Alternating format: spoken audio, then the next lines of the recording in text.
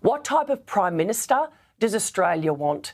What type of values do we want to live by as a country, Kieran? Today, Mr Albanese, on behalf of Australia, has recognised a state that is under control of terrorists. Australians need to wake up and understand these people are terrorists. They are animals. Simple principle, Hamas are terrorists and you don't reward terrorists. And I have to say, what a contrast today in the United States. On one side of the country, you have a memorial celebrating and honouring the life of Charlie Kirk. What was Charlie Kirk himself dedicated to? He was dedicated to freedom, freedom of speech, democracy, Western values, something that I would have hoped that Australians believe in each and every day. On the other side of the country, on the other hand, Mr Albanese is in New York and he is officially rewarding Hamas. Hamas are terrorists for the slaughter on October the... Mate, grab your popcorn, because what just went down on Aussie television might be one of the most chaotic political roastings we've seen this year. Picture this: Anthony Albanese, standing tall on the world stage in New York, probably feeling chuffed about himself, shaking hands, smiling for cameras, giving the ol' Australia's back, baby energy at the United Nations. And then, bang. Back home, Senator Michaela decides it's time to drop a verbal nuke right on his diplomatic parade. And not just a mild disagreement, oh no, this was a full-blown political demolition job. The kind of take-no-prisoners attack that make even seasoned spin doctors wince. So, let's set the scene. The segment starts with Cash on Sky News, cool as you like, sitting across from Kieran Gilbert, and straight away, you can feel it. There's this sharp edge in her tone, the kind that tells you she's about to deliver something lethal. Then she opens her mouth, and out it comes. Hamas are terrorists, and you don't reward terrorists. Simple. Sharp. Brutal. It's the kind of line you could carve into stone and hang behind her in the Senate chamber. No waffling, no grey area. And the way she said it, mate, she looked like she'd been waiting for months to unload that line. Like she'd been pacing the corridors rehearsing it in her head, just biding her time for the perfect moment to strike. Before we wrap up this Albanese Cash blow-up, where Albo cops a reality check, Cash unloads like a political thunderstorm, and Sky News nearly short-circuits from the chaos, smash that like button harder than Albo's PR team hitting damage control. Subscribe if you're sick of the government learning diplomacy from TikTok clips. And grab the Who Voted for This shirt, links in the description. Now, what's she fired up about? Well, Albanese and his government just did something that's got half the political class cheering and the other half losing their minds, officially recognizing Palestine at the United Nations. For Albo, this was supposed to be one of those big leadership moments, you know, the kind of symbolic foreign policy move prime ministers love. A diplomatic gesture that says, look at us, we care about peace and international justice.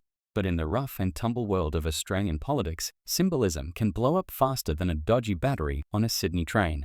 Because Cash, oh, she wasn't having any of it. In her eyes, Albo didn't just make a diplomatic call, he rewarded terrorism. She lays it out in the bluntest terms possible. Hamas, she says, isn't a government, it's a terrorist organization. And by recognizing a Palestinian state under Hamas control, the Albanese government, in her words, has sided with the wrong crowd. Australians need to wake up and understand these people are terrorists. They are animals, she says, her voice rising with that trademark righteous fury. You could almost hear the Sky News producers grinning behind the camera. This was ratings gold. And honestly, the timing couldn't have been more brutal for Albo. While he's in New York, trying to rub shoulders with world leaders and polish Australia's image, Cash is back home turning his big moment into a PR nightmare. It's like spending hours building a sandcastle, only to have someone's dog come along and kick it to pieces on live TV. Cash doesn't stop there, she goes for the jugular. She draws this big, cinematic contrast that sounds like it's straight out of a political thriller. On one side of America, she says, there's a memorial celebrating the life of Charlie Kirk, a man who stood for freedom, democracy, Western values. And then she swivels to the other side of the world. Meanwhile, Mr. Albanese is in New York, officially rewarding Hamas. Bang.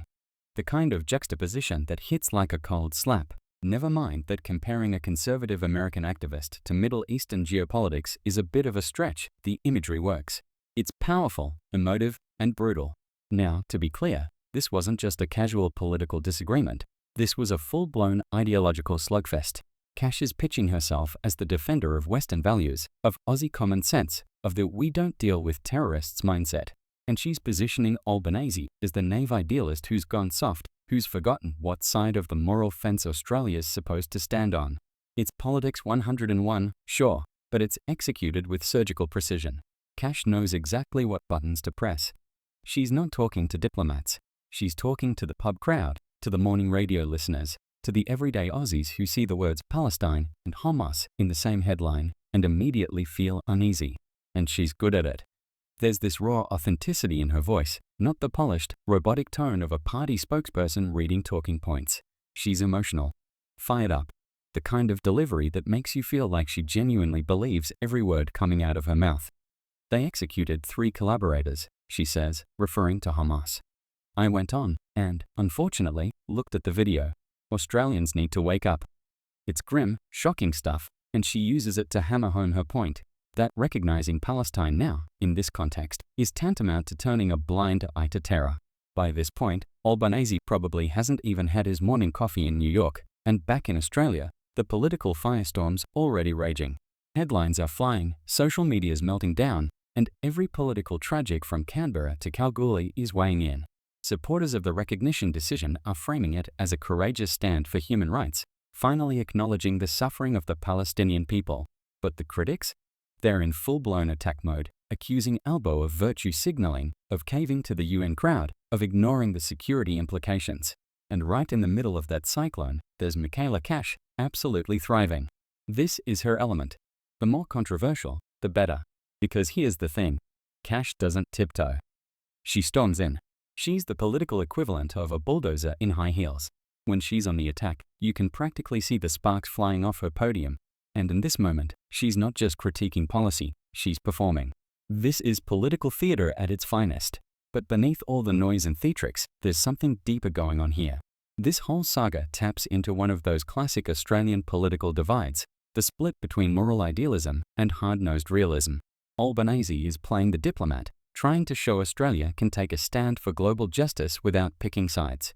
But Cash and the coalition see it as weakness, a dangerous kind of moral vanity that ignores the ugly realities of terrorism. It's the eternal tension between the idealists and the hawks, and every few years, it blows up like this, loud, emotional, messy, and impossible to ignore. And that's what makes this such a fascinating train wreck to watch. Because Albanese isn't just copping criticism from the usual conservative suspects. Even within the Labour base, there are murmurs of discomfort. Some reckon the timing's off, that the government should have waited for clearer conditions on the ground before making the recognition official. Others argue that Australia's voice should be used to push for peace, not take sides. But the public perception? That's where the danger lies. And Cash knows it. She's framing the whole thing in black and white moral terms, and that sells. It's the oldest trick in politics. Simplify the issue till it fits on a bumper sticker, then hammer it home till voters start repeating it at the dinner table. And if you think Cash's delivery was fiery, mate, the fallout online was a bonfire. Clips of the segment started flying around faster than a magpie in breeding season. X, went into overdrive. Half of the comments were cheering her on, calling her a legend for saying what everyone's thinking, while the other half were tearing her apart, accusing her of racism, fear-mongering, or just good old-fashioned political opportunism. Meanwhile, Albo's office stayed quiet. Classic strategy, ride out the storm, let the news cycle move on. But this one's sticky. Because it taps into emotions. Fear, outrage, identity, the political trifecta. Now, let's talk about Albanese's position for a sec. Because to be fair, this wasn't some impulsive back-of-a-napkin decision. The recognition of Palestine has been floating around for decades. It's one of those issues every Australian government dances around but never fully commits to. For Labor, though, it's been simmering under the surface since the conference debates last year. There's a strong pro-recognition faction in the party, especially among younger progressives who see it as a moral duty. So, when Albo finally made the call, it was a nod to his base, a signal that he's following through on Labor's platform. But in politics, timing is everything, and the timing here? Brutal. Because we're not talking about some calm, post-conflict diplomatic window. We're talking about months after the October 7th Hamas attacks, a moment when the world's still on edge, when the images of hostages and rubble are still fresh in everyone's mind.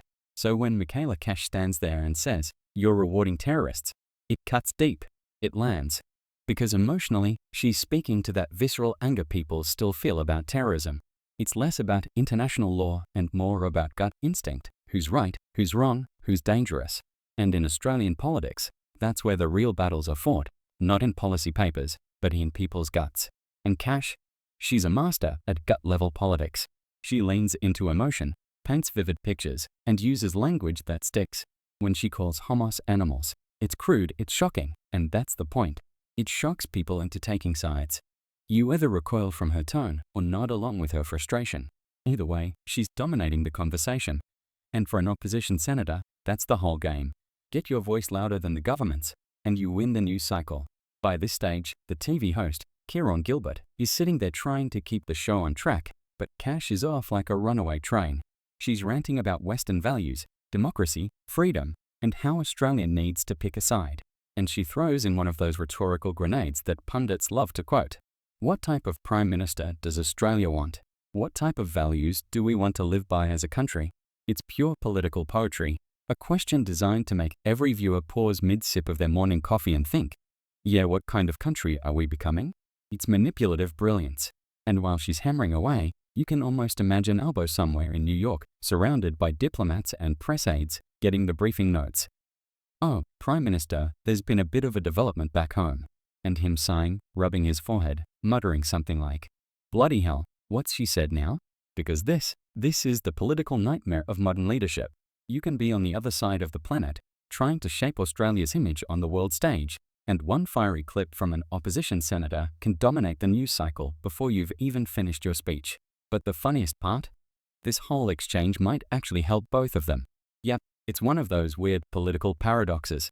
Cash gets to rally her base. She looks strong, decisive, uncompromising.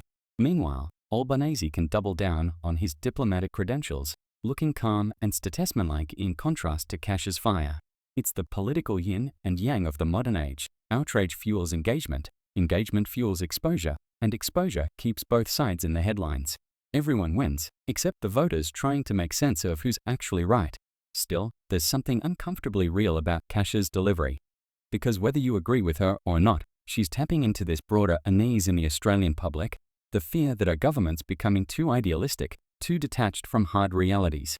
You can hear it in talkback radio, in pub conversations, in the online comments. People are tired of symbolic politics. They want practical decisions that feel safe, not moral grandstanding that might backfire. And when Cash says, for God's sake, we are today recognizing terrorism, that's the lightning bolt moment. It's hyperbole, sure, but it resonates because it cuts to that primal sense of security and betrayal. And honestly, watching the whole segment unfold, you can't help but laugh at the absurdity of it all. The way politics turns into theater, outrage into currency. You've got Cash, animated, fiery, tearing strips off the PM like a mum scolding her kid for breaking the family TV. You've got Albanese's camp trying to play it cool, like, nothing to see here, just good old foreign policy. And the media? Oh, they're loving it. Every headline, every clip, every click, it's content gold. But this is what makes Aussie politics such an entertaining circus. It's not just policy, it's personality. It's the drama, the rivalries, the thinly veiled contempt that keeps everyone glued to the screen. And in that sense, this whole Cash versus Albanese saga is pure gold. You've got the fiery opposition warrior versus the calm, professorial PM, the moral crusader versus the global diplomat. It's like a political soap opera, except the stakes are real and the audience votes. So yeah, watching this unfold, it's easy to roll your eyes at the theatrics, but deep down, we love it. We love the chaos, the passion, the sense that someone's finally saying what everyone's too polite to say. That's why Michaela Cash's rant went viral. It wasn't polished, it wasn't careful, it was raw. And that's exactly what modern audiences crave. By the time the segment wrapped, Cash had made her point crystal clear, and she'd done it with the kind of fury that leaves scorch marks. Albanese, meanwhile, was left trying to explain the nuance, the diplomatic justifications, the humanitarian reasoning. But nuance doesn't trend. Outrage does. And that's the brutal truth of modern politics. The loudest voice wins the moment, even if it doesn't win the argument. So here we are, another day in Australian politics, another headline screaming across social media. Albanese goes nuts as Cash destroys his Palestine decision. It's overblown, sure. But it captures the vibe perfectly, a country split between outrage and idealism, between principle and pragmatism. And at the center of it all, Two politicians who couldn't be more different, yet somehow need each other to stay relevant. So whether you're Team Albo or Team Cash, you've got to admit, it's bloody good television. And as always, the rest of us are just along for the ride, shaking our heads, grabbing another beer, and muttering the eternal Aussie mantra. You couldn't make this stuff up. Smash that like button if you enjoyed watching the government try to explain its way out of a burning paper trail. Subscribe if you reckon accountability shouldn't be a rare event. And as always, keep your eyes open, your beers cold, and your politicians on a short leash. Because if we don't hold them accountable, no one will. And don't forget to grab the Who Voted for This shirt, links in the description.